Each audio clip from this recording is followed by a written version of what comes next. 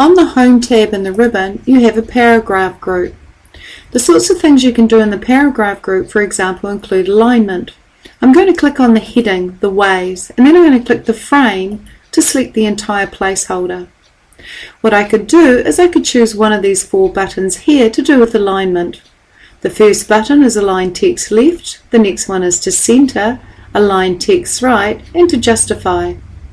If I click align text right, my title will be aligned to the right of its placeholder.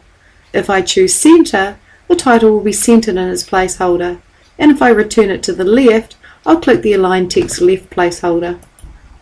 We also have a 4th option, which is justify, but this is really if you have a large paragraph that you want to create a left and right straight edge, and we don't have that at this point in time. Other things you have available to you are line spacing. For example, I might click my bulleted list and click the frame around the outside. If I want to increase the spacing between the lines, I can go to this line spacing button and choose 1.5, 2, 2.5 or 3, triple line spacing, or leave it back on 1. I might actually want to go into line spacing options and customize the line spacing.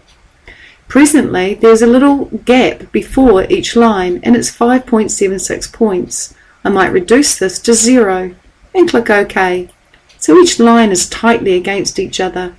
Or I might want to go back to line spacing and line spacing options and create just a small gap, say 0.5 or 5 before each line, and I'll click OK. So line spacing is controlled by this button here.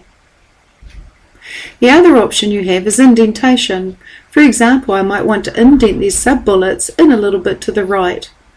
To work with indentation, you really need to show your ruler. I'm going to click the View tab from the ribbon, and then I'm going to tick Ruler. Now what I see is a horizontal and a vertical ruler on the outsides of my slide. If I click on Not Your Own, I can drag parts of the indent marker. For example, if I drag this portion here out to 2, I've just moved Not Your Own out to 2. If I then drag this portion here, I'll be dragging the bullet, and I might drag it to 1.5.